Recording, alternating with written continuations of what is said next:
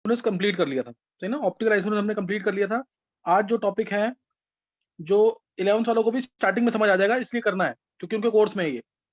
उसके बाद एक्स्ट्रा होगा तो छोड़ देंगे, और बाकी वैसे सबको करना है, ये टॉपिक कोर्स में है आपके। तो टॉपिक जो स्टार्ट करना है आज है कन्फर्मेशनल आइसोमरेज, जिसका हिंट मैं थोड़ा बहुत दे चुका हूँ पहले। नया टॉपिक है ये, कन्फर्मेशनल आइसोमरेज। इसको हम यूज कर चुके हैं वैसे।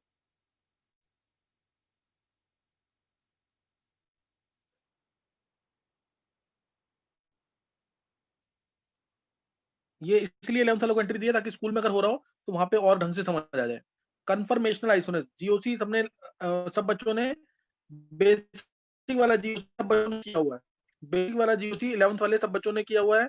आईयूपीएसी नेमिंग सबने कर रखा है, तो इसलिए समझ आ जाएगा, कोई दिक्कत नहीं आने वाली। कन्फर्मेशनल आइसोमरेज या रोटेशनल आइसोमरेज भी कहते हैं इसको, rotational isomerase. It is not a true isomerase. Clear? ये ट्रू आइसोमरेज नहीं है। ये सिंपली एक बॉन्ड को फिक्स करके, एक एटम को फिक्स करके दूसरे के मतलब दूसरे के एटम्स को घुमाते हैं। तो उससे क्या होगा, सिग्मा बॉन्ड के अराउंड। ये पॉसिबल किसकी वजह से है? Because of free rotation around sigma bond. Free rotation around sigma bond, इसी सिर्फ इस वजह से ये आइसोमरेज पॉसिबल है। जैसे मैं एक एग्जांपल लेता हूं, अगर मान लो मैंने इथेन लिया, इथेन का मॉलिक्यूल बेस्ट एग्जांपल है इसका। इथेन का मॉलिक्यूल, इथेन का मॉलिक्यूल लिया और इसमें एक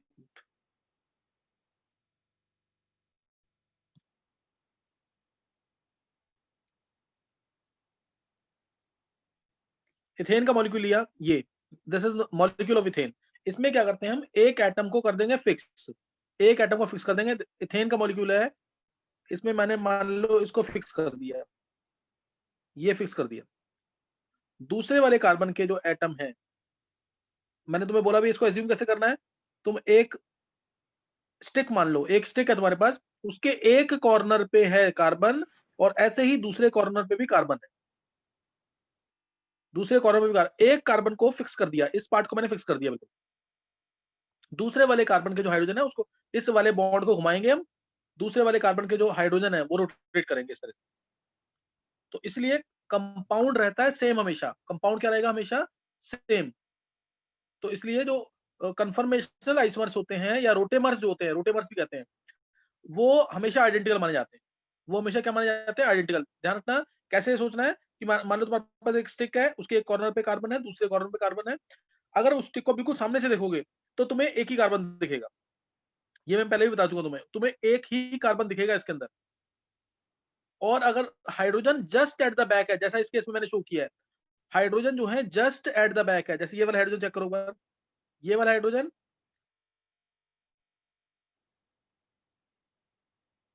और ये वाला हाइड्रोजन, ये दोनों क्या है? Just at the back.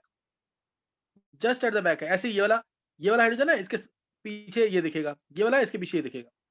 तो hydrogen atom just at the back है, तो वो भी नहीं ऑब्जर्व होंगे। ये इथेन का मॉलिक्यूल है, इसको मैंने रिप्रेजेंट किया है। इसको रिप्रेजेंट करने के तरीके दो साइंटिस्ट के थ्रू दिए गए थे, एक सोहर्स था, एक न्यूमैन। सोहर्स प्रोजेक्शन के थ्रू, एक न्यूमैन प्रोजेक्शन के थ्रू। न्यूमैन प्रोजेक्शन फॉर्मूले। सोहर्स वाला एक तरह से 3D व्यू होगा मॉलिक्यूल का, और न्यूमैन वाला 2D व्यू होगा। सोहर्स वाला 3D व्यू होगा, और नीचे होगा 2D view of the same molecule. 2D view of the same molecule. तो इथेन का रिप्रेजेंटेशन मैं तुम्हें दोबारा दिखा रहा हूँ, उसके बाद मैं इसकी डेफिनेशन बताऊंगा कन्फर्मेशनल आइसोमरेज की। कन्फर्मेशनल आइसोमरेज की डेफिनेशन। अभी इसमें किसी को डाउट तो नहीं है मैंने क्या बोला इसके अंदर? तुम्हारे पास एक स्टिक है, एक कॉर्नर पे कार्बन है, दूसरे कॉर्नर पे दूसरा कार्बन है। जो स्टिक है वो कार्बन कार्बन बॉन्ड है, जो स्टिक है वो कार्बन कार्बन बॉन्ड है। इसमें जो हाइड्रोजन है वो ऐसे हैं, इस तरीके से। पीछे वाले जो हाइड्रोजन है वो ऐसे ही है एकदम।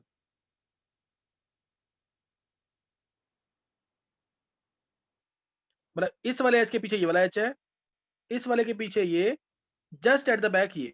समझ गए कि नहीं? इसको ऐसे ऑब्जर्व करना है। तो एक कार्बन तुम्हें दिखेगा, दूसरा कार्बन तुम्हें नहीं दिखेगा।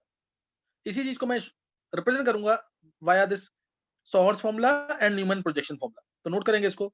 यहां तक किसी को कुछ पूछना है? 11th वाले बच्चे को किसी को नहीं सर। पूछना है इसमें? देखेंगे बाकी। अब मैंने इसको शो कर रहा हूँ, यही जो मैंने अभी शो किया तुम्हें। 1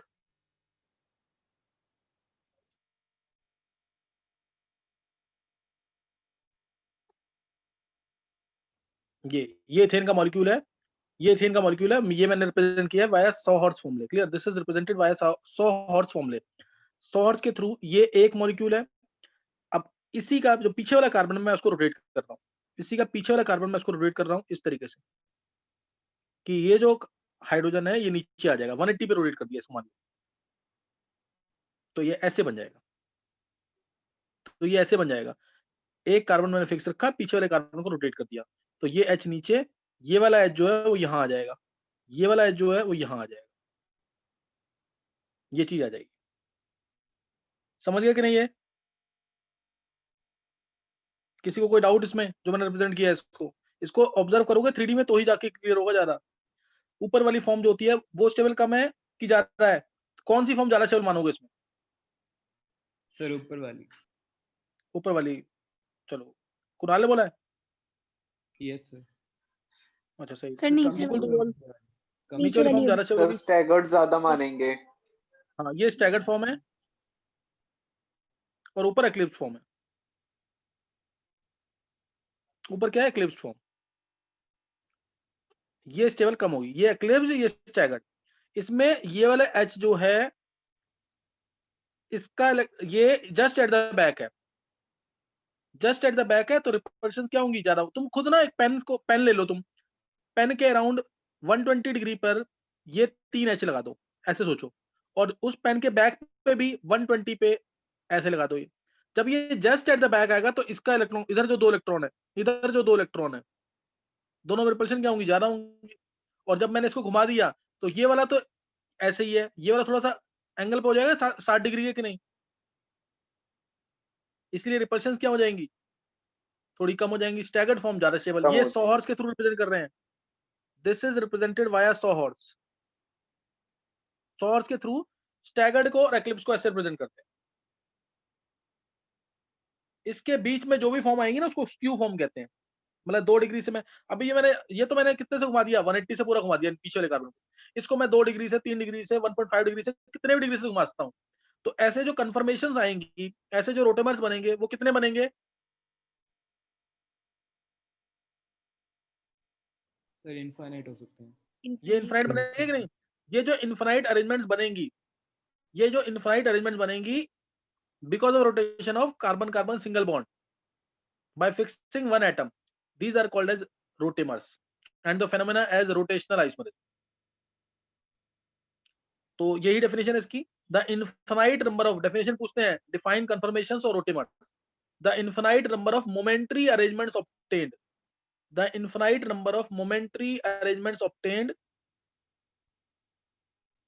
the infinite number of momentary arrangements obtained due to the rotation of carbon-carbon single bond.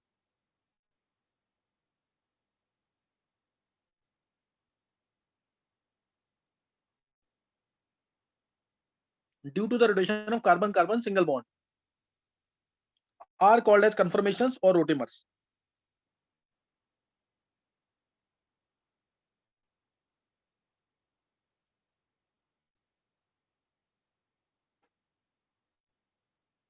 Are called as रोटेमर्स और conformations.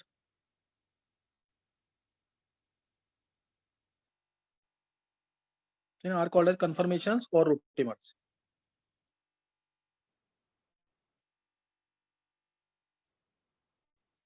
कोई डाउट तो नहीं किसी को?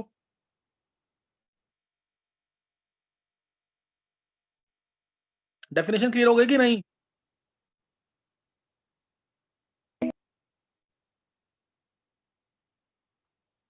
इलेवन वाले बच्चे समझ आ गए कि नहीं? ये जिन्होंने आज ही ज्वाइन किया वो बताओ एक बार। नंदनी, यस सर हो गए। मुकुल, तूने तो कर रखा है ना पहले। मैं जो भी नए बच्चों ने जिन्होंने आज ये सिर्फ कंफर्मेशन से पढ़ना है, मैं उनसे पूछ रहा हूँ। चलो, सॉहर्स ये क्लियर हो गया। अब इसी को न्यूमैन के थ्रू कैसे रिप्रेजेंट करते हैं? इसी चीज को न्यूमैन के थ्रू कैसे रिप्रेजेंट करेंगे?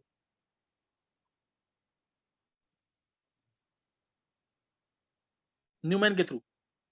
देखो इसमें क्या करना है तुम्हें, इसमें तुम ऑब्जर्व करो, देखो ये वाला फ्रंट वाला कार्बन फिक्स कर दिया है मैंने, फ्रंट वाला कार्बन फिक्स कर दो, ये वाला कार्बन, ये फ्रंट कार्बन है, ये होता है फ्रंट कार्बन, ये होता है बैक कार्बन, ये फ्रंट कार्बन, ये बैक कार्बन, एक कार्बन को फिक्स कर दो, ये ले लिया मैंने फ्रंट कार्बन, और इसको सामने से देखो बिल्कुल, ये फिक्स कर दिया, ये है फ्रंट कार्बन, क्लियर, इसके एच लगे हुए,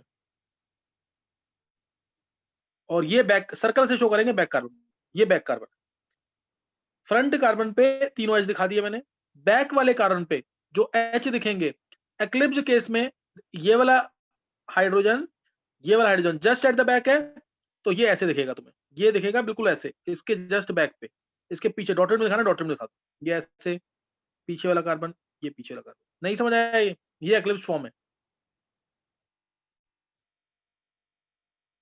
ये एक्लिप्स फॉर्म है, कोई डाउट किसी को? नहीं जिन्होंने अभी जो ईशांक,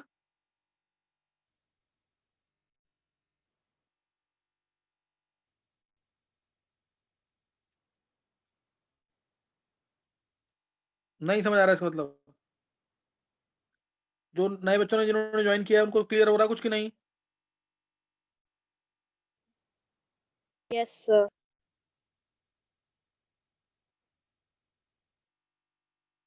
देखो इधर क्लियर हो रहा है तो ये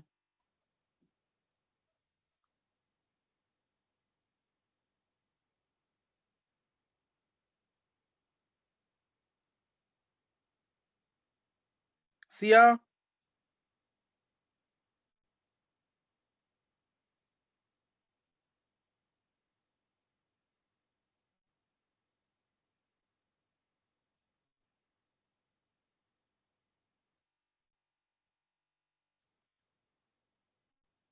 चलो देखते हैं फिर, सब ट्राई करना कि सबको समझ आ जाए, गुल समझ आ रहा है कि नहीं ये?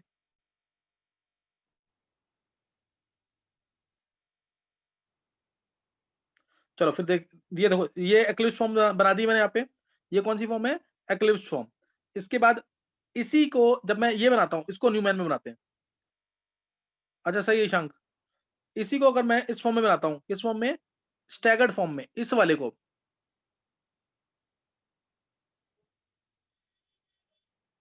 ये front carbon as it is रहेगा, फ्रंट वाला कार्बन, ये फ्रंट कार्बन, सर्कल में बैक वाला carbon, front carbon as it is रहेगा, तीनों एच ऐसे ही रहेंगे, बैक वाले में अब देखो ये वाला ऐसे दिख रहा है, तो ये ऐसे बिल्कुल सेम सेम है दिखेगा, ऐसे को ये 60 पे ये दिखेगा, 60 पे दिखेगा, और नीचे ये दिखेगा, कोई डाउट किसी को? ये एक्लिप्स फॉर्म आ गई, ओ सॉरी स्टैगर्ड फॉर्म आ गई, नहीं समझ आए?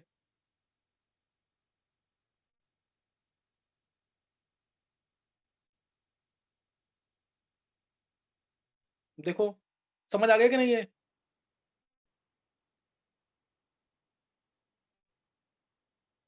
आ गया सर। अब ध्यान देना, अब ध्यान देना, इसके बीच में ना एक चीज, अब यहाँ दो टर्म्स में यूज करूंगा, एक्लिप्स और स्टैगर्ड के बीच में बहुत सारे कंफर्मेशन और बन सकते हैं कि नहीं? Yes sir. बहुत सारे हाँ, उनको स्क्यू फॉर्म कहते हैं, स्क्यू फॉर्म, SKEW, जितने भी फॉर्म बनेंगे, गॉज फॉर्म भी आएगी उसके अंदर, स्क्यू और गॉज फॉर्म भी कह सकते हो, तो ये है। अब बताओ इसमें ना इसकी पीरियोडिसिटी क्या है, न्यूमैन में चेक कर लो या सॉहर्स में चेक कर लो, इसकी पीरियोडिसिटी क्या है, दो तरीके हैं रिप्रेजेंट करने के इथेन के कंफर्मेशंस को, इसकी पीरियोडिसिटी क्या है, पीरियोडिसिटी मींस रिपीटिशन कब हो रही है, रिपीटिशन कब हो रही है, एक एक्लिप्स से दूसरा एक्लिप्स कब बनेगा,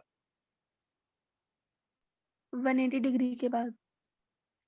180 नहीं 120 के बाद, इसकी पीरियोडिसिटी है 120 डिग्री, अभी तो समझा दूंगा मैं ग्राफ के थ्रू भी। अब ध्यान देंगे, इसमें हमने बोला infinite number of momentary arrangements obtain due to the rotation of carbon carbon single bond, due to the rotation of carbon carbon single bond, इसे क्या बोलते हैं हम, इन्हें क्या बोलते हैं हम, रोटेमर्स। तो ये जितने भी रोटेमर्स है कार्बन कार्बन सिंगल बॉन्ड के अराउंड यानी सिग्मा बॉन्ड के अराउंड, क्या बिल्कुल फ्री रोटेशन है, क्या बिल्कुल फ्री रोटेशन होगी? अगर बिल्कुल फ्री रोटेशन होती तो एक्लिप्स में और स्टैगर्ड में कभी कोई डिफरेंस ही ना आता एनर्जी में, थोड़ा बहुत डिफरेंस आता है ना, तो इसलिए बहुत बिल्कुल फ्री रोटेशन नहीं होती, हल्का बहुत डिफरेंस होता है, हल्का बहुत डिफरेंस आएगा, सही ना, क्योंकि जैसे अब एक्लिप्स बना तो एनर्जी में क्या आ गया, देखो यहाँ पे ये बना है एक्लिप्स ऊपर, एक्लिप्स बनते ही रिपल्शन ज्यादा, एनर्जी सिस्टम की बढ़ जाएगी। जैसे ही तुम रोटेट करना स्टार्ट करोगे एनर्जी की सिस्टम की कम होती जाएगी, और कब तक कम होगी, जब तक वो स्टैगर नहीं हो जाता। ये वाला एज कहाँ नहीं आया था, नीचे की तरफ नहीं आया था, तो स्टेबिलिटी क्या हो जाएगी, बढ़ जाएगी। तो इससे थोड़ा बहुत डिफरेंस होता है एनर्जी में, और लेकिन ये एनर्जी डिफरेंस जो है बहुत ही कम होता है। मतलब ये टोटल इससे इसकी एनर्जी जो अगर x है, इसकी एनर्जी अगर x है रेफरेंस एनर्जी लेवल, तो इसका कितना होगा x प्लस 12.55, और ये एनर्जी बहुत कम है, x plus 12.55 kilo joule per mole, and this is easily available for the molecules even at room temperature. समझिए कि नहीं, इतना कम डिफरेंस है। मतलब ये जो स्टैगर्ड फॉर्म है, एक्लिप्स फॉर्म है, रूम टेम्परेचर पे ही अपने आप ही दोनों एक दूसरे में कनेक्ट होते रहेंगे। कभी स्टैगर्ड एक्लिप्स बन रहा है, एक्लिप्स स्टैगर्ड बन रहा है, ये होता जाएगा। लेकिन किसी भी इंस्टेंट पे अगर तुम चेक करोगे नंबर ऑफ स्टैगर्ड कंफर्मेशन, तो वो हमेशा ज्यादा आएंगे किससे, एक्लिप्स से। क्यों? क्योंकि स्टैगर्ड स्टेबल होता है। स्टैगर्ड क्या होता है, स्टेबल होता है। तो ये चीज ध्यान रखना है, जो मैंने लाइन बोली है बहुत इंपॉर्टेंट है। Why conformations can't be separated, ऐसे क्वेश्चन आ सकता है।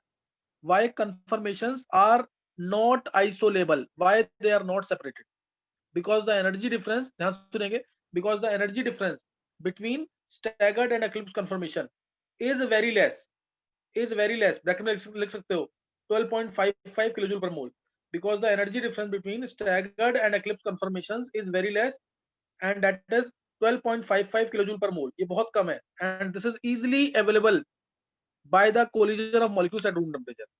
This is easily available by the collision of molecules at room temperature. Molecules की कोलिजन होगी रूम टेम्परेचर पे, उससे आसानी से एनर्जी मिल जाती है, जिसकी वजह से कन्वर्जन होता रहता है। जिसकी वजह से क्या होता रहेगा, कन्वर्जन होता रहेगा। इसलिए हम कंफर्मेशंस को सेपरेट नहीं कर सकते। That's why confirmations can't be separated, but at any instant number of confirmations in staggered form will be more than number of confirmation in eclipse form. एक हम हाईली स्टेबल पढ़ते हैं कंफर्मेशन, एक highly unstable पढ़ते हैं। यहां तक किसी को कुछ पूछना है? यहां तक किसी को कुछ पूछना है क्या?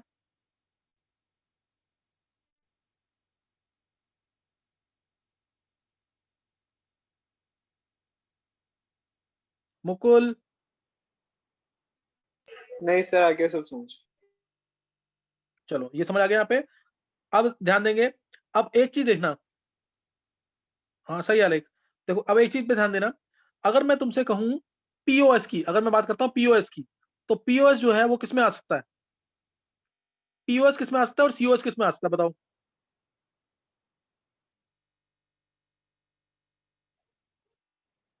पीओएस किसमें आ सकता है और सीओएस किसमें आ सकता है? पीओएस यानी प्लेन ऑफ सिमेट्री। ये जो जिन्होंने आज ज्वाइन किया उनको नहीं समझ आता, छोड़ देना इस चीज को, ये इनके लिए बस जो पहले से पढ़ रहे हैं। प्लेन ऑफ सिमेट्री किसमें आ सकती है और सेंटर ऑफ सिमेट्री किसमें आ सकता है? सर एक्लिप्स में प्लेन ऑफ मान लो सिमेट्री आ मैंने सकती है। और अच्छा, हाँ, स्टैगर्ड प्लेन में ऑफ सिमेट्री। सेंटर देखो मान लो मैं इसको थोड़ा सा चेंज कर देता हूँ, अभी क्लियर हो जाएगा। ये एच हटाया, ये एच हटा दिया।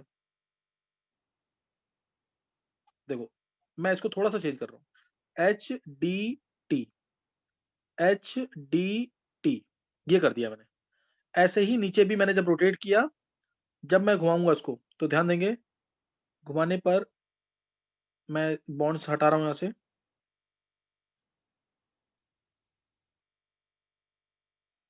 फ्रंट वाला कार्बन तो वैसे सेम रहेगा। देखो ये भी पता होना चाहिए किसमें क्या आ सकता है। ये लगाया फ्रंट वाला carbon same H D T, back वाले को जो घुमाया मैंने एच नीचे आ जाएगा, डी हमारा यहाँ आ जाएगा और टी यहाँ आ जाएगा। अब बताओ किसमें प्लेन ऑफ सिमेट्री है, किसमें सेंटर ऑफ सिमेट्री है? The staggered center of eclipse में plane। Eclipse में plane of symmetry. इक्लिप्स में तो प्लेन ये समझ ये सबको समझ आ रहा है ना? इसमें क्या है, इसके पीछे जस्ट ये है, इसके पीछे जस्ट ये है, डी के पीछे ड्यूटेरियम के पीछे ड्यूटेरियम, ट्रिटियम के पीछे ट्रिटियम। तो अगर बीच में एक ऐसा प्लेन आ जाए तो दोनों को एक मिरर इमेज की तरह काटेगा कि नहीं? नहीं समझ आई बात? एच के सामने एच दिखेगा, डी के सामने डी दिखेगा, टी। तो इसलिए इसके पास है प्लेन ऑफ सिमेट्री। इसका क्या है, प्लेन ऑफ सिमेट्री। और नीचे वाले मॉलिक्यूल में क्या है, स्टैगर्ड में देखो, सेंटर से लिखना, सेंटर से, सेंटर ज्वाइन किया मैंने, टी के सामने टी, सेंटर से इक्वल डिस्टेंस पे लाइन एक्सटेंड करो, अगर सेम एटम मीट हो रहा है तो उसे बोलेंगे COS, centre of symmetry, front और बैक कार्बन पे। H है, H के साथ H दिखेगा, D है, D के साथ सेंटर से जाएगा तो D दिख रहा है ना सेंटर ऑफ सिमेट्री इसके पास। Yes, sir. तो ये भी ध्यान रखना चीज का, और इसी चीज को मैं इधर भी ड्रॉ कर सकता हूँ, H D और T, ऐसे ही उधर भी H D और T, समझे कि नहीं? तो इसके पास आगे ना प्लेन ऑफ सिमेट्री, चेक करो एक्लिप्स फॉर्म में,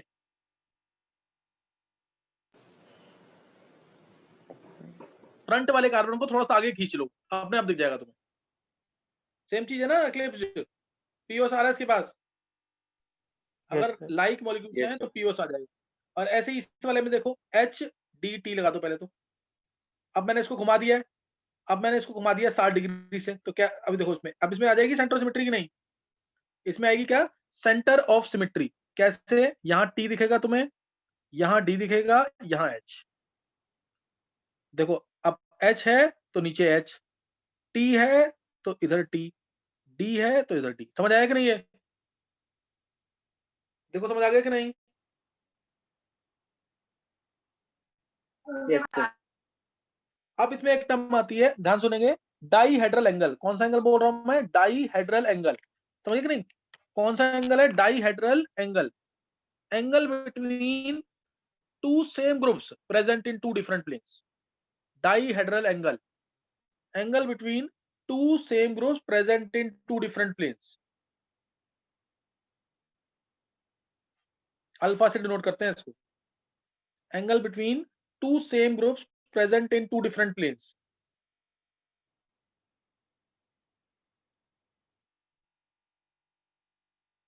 नोट कर लिए dihedral angle? Yes, sir. Okay. बताओ एक्लिप्स में कितना है डायहेड्रल एंगल, एक्लिप्स में कितना डायहेड्रल एंगल है?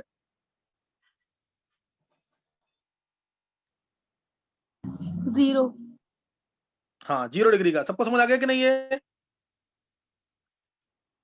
H के जस्ट बैक Yes, पे sir. H है ना, इस H के जस्ट बैक पे H है, तो 0 डिग्री एंगल है, सेम ग्रुप्स में present in two different planes, एक प्लेन इधर एक प्लेन इधर, तो इन जो जस्ट एट द बैक है, जस्ट एट द बैक है, H के पीछे H है, D के पीछे D है, T के पीछे T है, तो एंगल डाईहेड्रल एंगल कितना आ रहा है, 0 डिग्री का।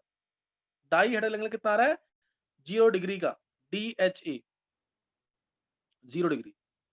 और इसमें कितना है डायहेड्रल एंगल, 60 स्टैगर्ड में, degree. स्टैगर्ड में कितना है, 180 डिग्री। 60. अच्छा, 180 नहीं समझ आया? H के सामने देखो H ये है, H बिल्कुल नीचे है, तो DHA कितना है, 180 डिग्री का। D है तो D है 180 डिग्री का, T है तो T है 180 डिग्री का।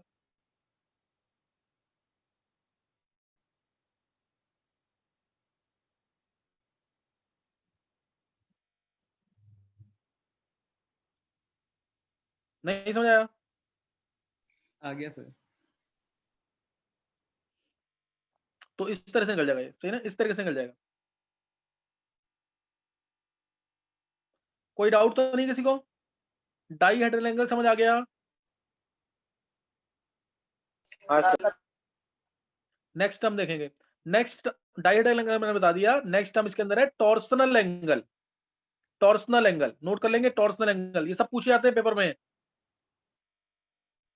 टॉर्सनल एंगल और उसके साथ एक टॉर्सनल स्ट्रेन, टॉर्सनल एंगल और torsional strain. Angle between projected bonds, ध्यान देंगे, angle between projected bonds of front and back carbon, सिर्फ ये, कोई ग्रुप नहीं देखना तुम्हें, H के साथ H नहीं देखना, H के साथ H नहीं देखना।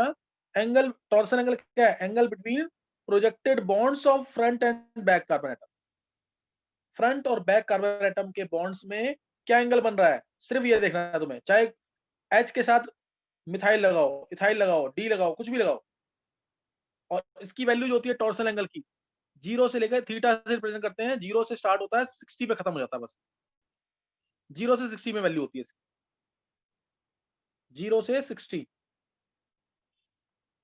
समझ आ गया कि नहीं? ये टॉर्सनल एंगल,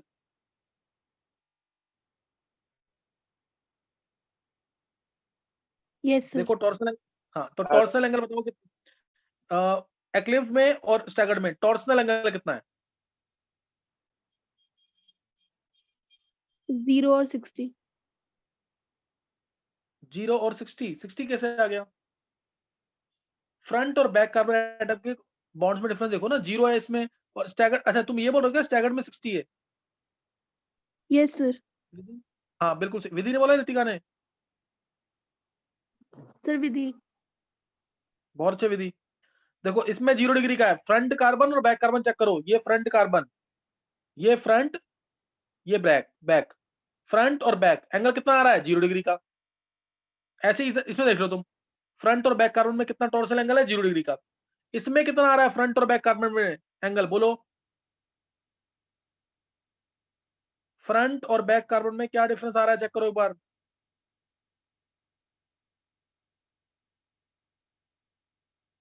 जैसे 60 डिग्री का है। आ रहा है ना 60 का? देखो ये बॉन्ड है और ये एंगल कितना आएगा? 60 का। फ्रंट और बैक कार्बन के जो बॉन्ड्स हैं उनके बीच में एंगल कितना है? 60 डिग्री का। उनके बॉन्ड्स के बीच में एंगल देखना है, फ्रंट और बैक कार्बन एटम के बॉन्ड्स जो है उसमें एंगल कितना आ रहा है? 60 डिग्री का। और इन बॉन्ड्स के जो इलेक्ट्रॉन्स में रिपल्शन होगी, ध्यान देना, इन बॉन्ड्स के जो इलेक्ट्रॉन्स में रिपल्शन होगी वो कितनी, वो जो रिपल्शन होगी ना उससे आएगा टॉर्सनल स्ट्रेन। देखो इसमें जो 2 इलेक्ट्रॉन्स हैं, इधर 2 इलेक्ट्रॉन्स और इधर जो 2 इलेक्ट्रॉन्स है, ग्रुप या कोई भी लगाओ, इनमें जो रिपल्शन होगी उससे आएगा टॉर्सनल स्ट्रेन। तो टॉर्सनल स्ट्रेन क्या है? टॉर्सनल स्ट्रेन क्या है? Force of repulsion, force of repulsion between bonded electrons, between bonded या shared electrons of front and back carbon atom, of front and back carbon atom.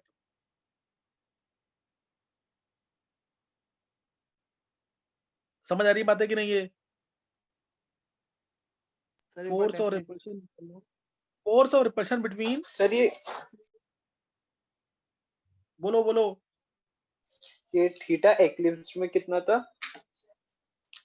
Theta तो 0 degree था ना? Eclipse में? हाँ। अच्छा, मैंने और वैसा सुना था। स्टैगर्ड में 60। टॉर्सनल स्ट्रेन क्या बोला मैंने? Force of repulsion between bonded electrons of front and back carbon atom, force of repulsion between bonded electrons of front and back carbon atom.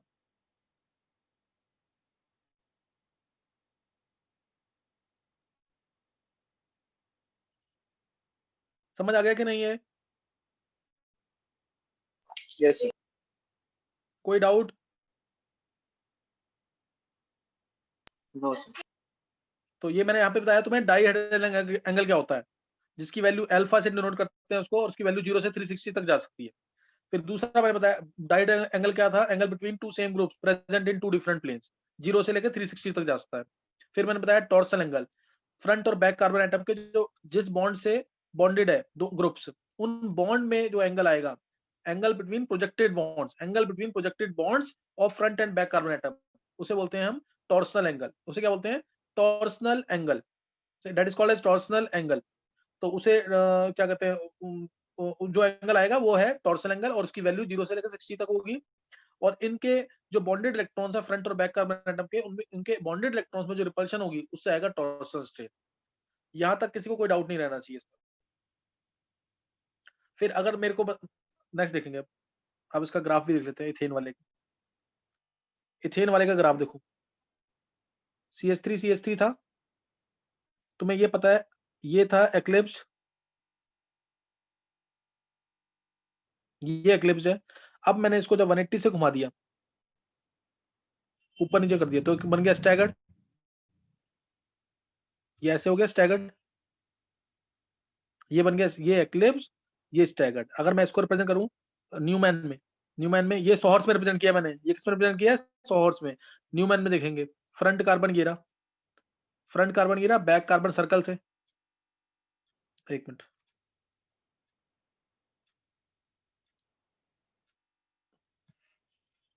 देखो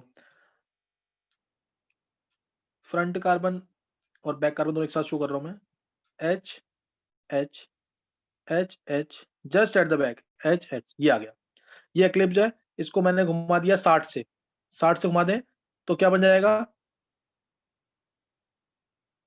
60 से घुमाने पर क्या बन रहा है? Staggered. फिर 60 से घुमा दे तो Eclipsed. एक्लिप्स आ जाएगा कि नहीं? अभी Yes, sir. 60 पे रिपीट हो रहा है। अब इसका कर्व देखेंगे एक बार। कर्व देखो इसका। कर्व क्या है इसका? ये रेफरेंस एनर्जी लेवल, कुछ तो एनर्जी स्टैगर्ड की भी होगी। यहाँ पे आएगा पोटेंशियल एनर्जी, यहाँ आएगा पोटेंशियल एनर्जी, और यहाँ पे एंगल ऑफ रोटेशन। इसको डाइहेड्रल एंगल ऑफ रोटेशन भी कह सकते हैं।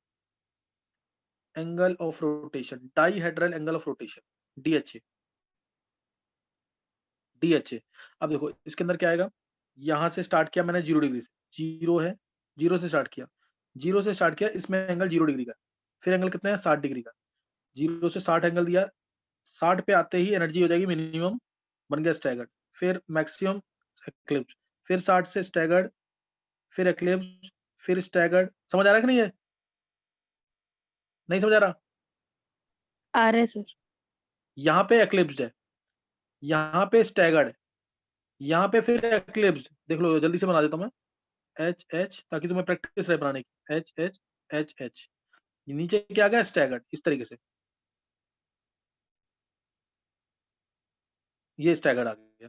फिर यहाँ पे क्या आ जाएगा? एक्लिप्स। यहाँ क्या आ जाएगा? स्टैगर्ड। और ये जो एनर्जी डिफरेंस है ये कितना है? 12.55.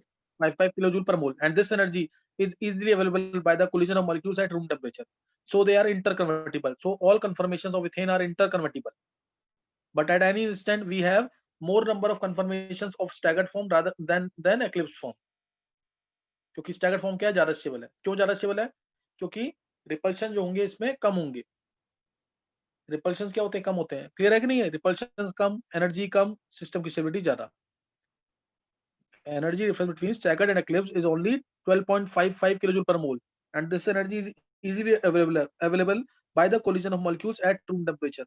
So they are interconvertible, but at any instant we have always number of conformations in staggered form greater than number of conformations in eclipse form, but they can't be separated because energy difference is very less. इनको separate नहीं कर सकते, इसलिए इनको identical मानते हैं। इसलिए conformations को क्या मानते हैं? identical। ये कर्व समझ आ गया? एनर्जी लेवल डायग्राम समझ आ गया इसका कि नहीं? Yes. अब पीरियोडिसिटी बताओ क्या है इसकी? अब समझ आ जाना चाहिए पीरियोडिसिटी क्या है। 120. 120 समझा? ये था, इससे दोबारा ये कब बना? जब 60 इधर एंगल दिया, 60 इधर दिया, तो 120 पे आ रही है ना, तो 120 इसकी पीरियोडिसिटी है। ये भी बताना चाहिए, ऑब्जेक्टिव से पूछते हैं क्वेश्चन ये। इसकी पीरियोडिसिटी जो है 120 है। कोई डाउट? No sir. चलो नेक्स्ट देखेंगे। और कन्वर्जन मैंने सिखाया हुआ फिशर के अंदर, जो शुरू से पढ़ रहे हैं उनको पता होगा कन्वर्जन कैसे करते हैं फिशर में, वो भी आना चाहिए। अगर मेरे को कंफर्मेशन बनाना है प्रोपेन का, ध्यान देंगे, अगर मेरे को कंफर्मेशन प्रोपेन का बनाना है तो बना लोगे कि नहीं इससे? जैसे ये H है, ये भी H है, ये भी H है, ये H, ये H, इसको मैं CH3 लिख दूं तो बन गया प्रोपेन के नहीं? ये प्रोपेन का बन गया कि नहीं? Yes, sir. CH3 दिख रहा है तुम्हें? ये CH3, ये CH2 और ये फिर CH3। नहीं समझ आया? तो ये बन गया प्रोपेन का कंफर्मेशन। ये क्या है? प्रोपेन का कंफर्मेशन। कोई डाउट? No, No, sir. ये बना दिया। देखो इसका एक्लिप्स और स्टैगर्ड बनाना है, अगर ये बना दिया मैंने इसका, suppose front carbon, back carbon अगर एग्जैक्टली एट द बैक है, एग्जैक्टली एट द बैक है तो H H H, ये बन गया प्रोपेन का। प्रोपेन का एक्लिप्स कंफर्मेशन। ये प्रोपेन का बन गया, फ्रंट वाला सेम रखा मैंने as it is, CH3H H H H H, ये बना दिया। ये क्या है? Staggered confirmation. ये स्टैगर्ड है। मान लो अगर मिथाइल, ध्यान सुनना, मिथाइल हाइड्रोजन इंटरेक्शन कॉस्ट से 10 किलो जूल पर मोल, मिथाइल हाइड्रोजन की इंटरेक्शन होती है तो 10 किलो जूल एनर्जी ऊपर नीचे होती है, और ऐसे ही हाइड्रोजन हाइड्रोजन इंटरेक्शन होती है तो एनर्जी ऊपर नीचे होती है 4 किलो जूल पर मोल, 4 किलो जूल पर मोल। तो बताओ एक्लिप्स में और स्टैगर्ड में प्रोपेन के कितने एनर्जी का डिफरेंस होगा? If methyl hydrogen interaction cost energy 10 kilojoule per mole and hydrogen hydrogen interaction costs energy 4 kilojoule per mole, then what is the energy difference between eclipse and staggered? बोलो energy difference क्या होगा staggered में और eclipse में? what will be the energy difference between staggered and eclipse?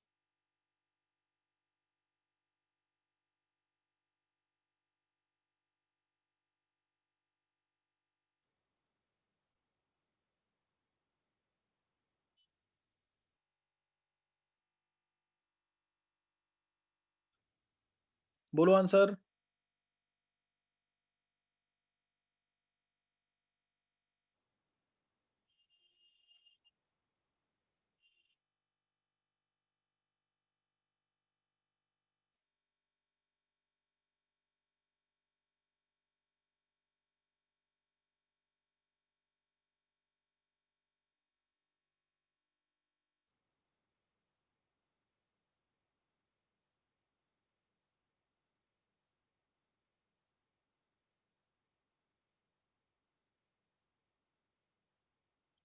चलो मुकुल ने answer दे दिया 0।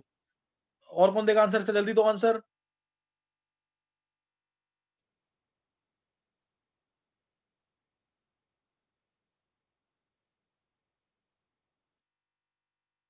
नहीं पता?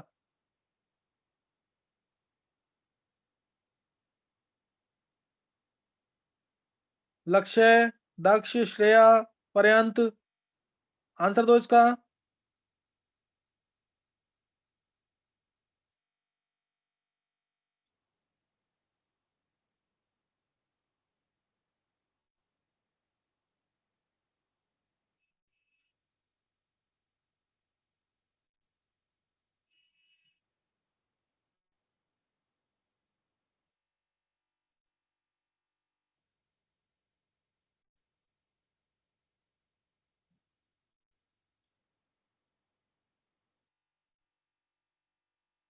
ऋतिका का आंसर 30.5। देखो जरा, अब आंसर देख लेंगे जल्दी से। देखो इसमें पहली बात तो इसके अंदर कोई इंटरेक्शन हो नहीं रही है स्टैगर्ड में। इंटरेक्शन हो रही है इसके अंदर एक्लिप्स में। एक है मिथाइल हाइड्रोजन इंटरेक्शन, एक है हाइड्रोजन हाइड्रोजन, और एक केरी हाइड्रोजन हाइड्रोजन, यानी 2 हाइड्रोजन हाइड्रोजन है और एक मिथाइल हाइड्रोजन। मिथाइल हाइड्रोजन की वजह से 10 किलो जूल है, और हाइड्रोजन हाइड्रोजन की वजह से 4 है, और 2 बार हो रही है हाइड्रोजन हाइड्रोजन की इंटरेक्शन, तो 2 × 4 यानी 18 किलो जूल आंसर। नहीं समझ आए? यानी एक्लिप्स की एनर्जी जो है, अगर स्टैगर्ड की x है तो एक्लिप्स की होगी x + 18 प्रोपेन के। नहीं समझ आया ये? बोलो जल्दी। यस सर, आ गया। अच्छा नेक्स्ट बताएंगे। नेक्स्ट जल्दी से बताना आंसर इसका। तुम्हें बताना है कि डाई हेड्रल एंगल कितना है इस केस में, दोनों में। स्टैगर्ड में बोलो डाई हेड्रल एंगल और एक्लिप्स में बोलो dihedral angle. Dihedral angle in staggered and eclipse form. Dihedral angle in staggered and eclipse form क्या होगा?